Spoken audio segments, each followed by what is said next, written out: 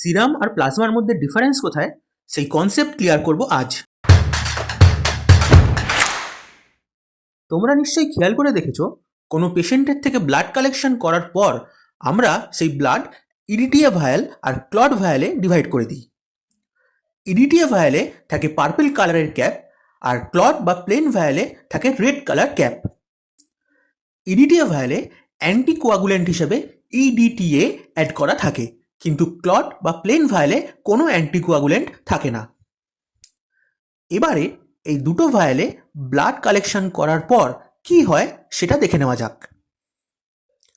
EDTA ভায়ালে anticoagulant থাকার জন্য এই ভায়ালের ব্লাড কিন্তু ক্লট করবে না।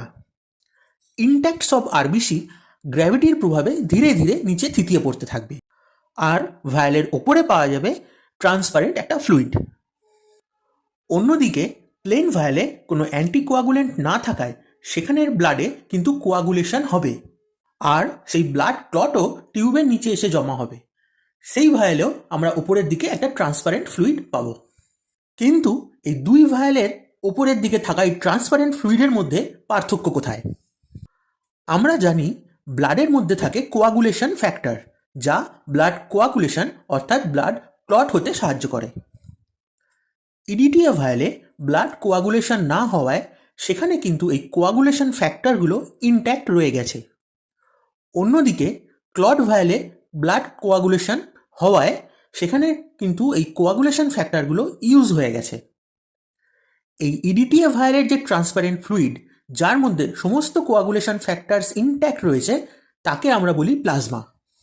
আর ক্লট ভায়ালের ট্রান্সপারেন্ট ফ্লুইডই হলো সিরাম। তাহলে আমরা যদি কোনো পেশেন্টের কোয়াগুলেশন প্রোফাইল টেস্ট করি কিংবা কোনো পেশেন্টের কোয়াগুলেশন ফ্যাক্টর মেজার করতে চাই, তাহলে আমাদের কোন স্যাম্পেল লাগবে? যে স্যাম্পেলে কোয়াগুলেশন ফ্যাক্টরগুলো ইনট্যাক্ট রয়েছে, অর্থাৎ প্লাজমা স্যাম্পেল। আর সিরাম স্যাম্পেল কোথায় ব্যবহার করব? সিরাম স্যাম্পেল ব্যবহার করব যে কোনো বায়োকেমিক্যাল টেস্ট, যেমন lipid profile, urea creatinine, liver function test ইত্যাদি ক্ষেত্রে। কিন্তু মজার ব্যাপার হলো, ইডিটিএ ভায়াল থেকে যে প্লাজমা পাওয়া যায় সেটাও কিন্তু কোয়াগুলেশন প্রোফাইল টেস্টে ব্যবহার করা হয় না। এর জন্য ব্যবহার করা হয় সাইট্রেট ভায়াল। কিন্তু কেন? এই কেনর উত্তর নিয়ে আলোচনা হবে পরের ভিডিওতে।